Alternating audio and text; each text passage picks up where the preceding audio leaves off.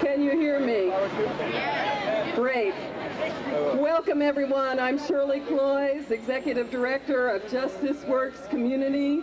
We're a national organization for criminal justice reform based in Brooklyn, working with women prisoners, ex-prisoners, and their children in response to the social crisis that has been triggered by the tripling of the female prison population in just one decade. On behalf of Justice Works Community, Mary Elizabeth Fitzgerald, who's the national coordinator of the 1997 Mothers in Prison, Children in Crisis campaign, and the many dedicated individuals and groups from the Interfaith Partnership for Criminal Justice in New York City who have made this event possible, I want to thank you for joining us on this very special day. This is an exceedingly special day because we have arrived at a special moment in history.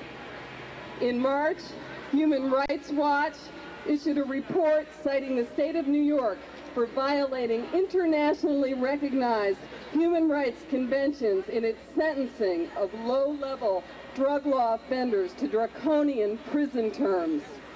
In April, the Connecticut legislature concluded on both moral and economic grounds that state laws must be changed to mandate treatment alternatives to jail and prison for nonviolent substance abusers. Less than 2 weeks ago, the U.S. Sentencing Commission, in a remarkable rejection of our government's official position, recommended narrowing the wide disparity in federal sentencing laws that treat dealing in crack cocaine far more harshly than dealing in powder cocaine. Ladies and gentlemen, the tide is turning. And today, we are here in New York City. We are joined by thousands of others at this hour in 13 cities throughout the country, demanding an end to the imprisonment of nonviolent women with dependent children and calling for alternatives to incarceration, especially for those in need of drug treatment. 2 days from now, on Mother's Day, 350 groups in 36 states will continue the campaign. A new world is being born, and everyone here today is bringing it into being. Yes. But let us not forget that any time a new world is being born, the old one rises up before it dies, and it rises up more virulently than ever before. We are here today from every neighborhood in New York City and from communities all across the tri-state area to say yes to the new world of justice that is being born, and to say no to the old world of law and order rhetoric that would have us build more prisons, pardon more sentences, and punish more poor women and children. We say no to Congressman Bill McCollum's new bill to pressure states into incarcerating 14-year-olds. We say no to President Bill Clinton, who wants to execute 16-year-olds. What do we say? We say no. What do we say to George Pataki, who has the power to stop once and for all the flood of nonviolent addicts into our prisons? What do we say to George Pataki when he wants 7,000 new prison beds at an exorbitant cost of $632 million? We say no! What do we say to George Pataki, who then wants to turn around and cut $5 million for drug treatment, $3.5 million for prisoners' legal services, $6.6 million for alternatives to incarceration? What do we say to him?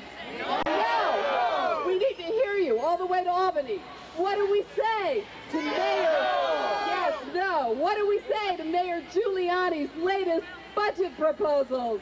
What do we say to his plan to increase funds for law enforcement while he cuts funds for successful drug treatment programs like Crossroads and money for public hospitals throughout the city? We say no! What do we say to Manhattan District Attorney Robert Morgenthau for sending a parentless, pregnant, 17-year-old Angela Thompson to prison for 15 years to life for handling one drug transaction at the direction of her uncle, we say no! What do we say?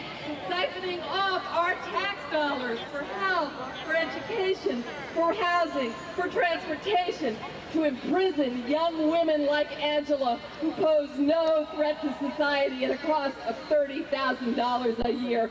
We emphatically say no! Above all, what do we say to the political expediency, the racism, and the blind rage that have culminated in less than 2 decades in the most massive and accelerated buildup of any prison population in the history of the West? We are here today to say no to the lies that have made this possible. And by saying no, we are also saying yes. When we say no to the deceptive quick fix of more prisons and harsher punishment as a solution to our social problems, we say yes to the more difficult, longer term, but ultimately more rewarding task of extending opportunities for health care, education, and training to everyone in our society. Our future depends on the choice that we make, a choice that has best been expressed by a mother in prison in California. Her name is Gloria Marie Killian, and she writes, "We are incarcerated women. We are the forgotten, the marginalized, the dispossessed, and the abandoned. We are the disposable refuse of a throwaway society. But the consequences of our repudiation have been overlooked in society's haste to hide its social and moral problems behind barbed wire and fences of steel. For we are also the mothers of a future generation."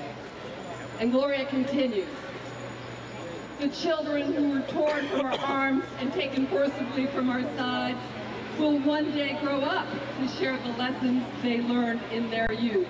As they receive, so shall they give. Those who were beaten shall inflict violence on others. Those who were sexually abused will prey on the innocent. The homeless and the unwanted will become destroyers, and the addicted will spread their sickness throughout the land. But those who received love will give love to others. Those who helped will one day help others. Kindness and compassion will be shared in the measure in which it was received." And Gloria concludes, "The children that were allowed to bond, heal, and grow with their incarcerated mothers will grow up to make positive contributions to society, rather than acting out the pain and anger of those who could not heal. Women who were helped to rehabilitate themselves will teach their children how to recover from their wounds and rise above their circumstances. Bitterness or blessing, the choice is yours. We are your future." We are here today to tell New York that we have made our choice. We choose to end the imprisonment of mothers, and we will not stop until we succeed. You are here today, all of you, because you care and you've made this choice. And on behalf of Justice Works community and the Interfaith Partnership for Criminal Justice in New York City, I want to thank you from the bottom of my heart. Thank you.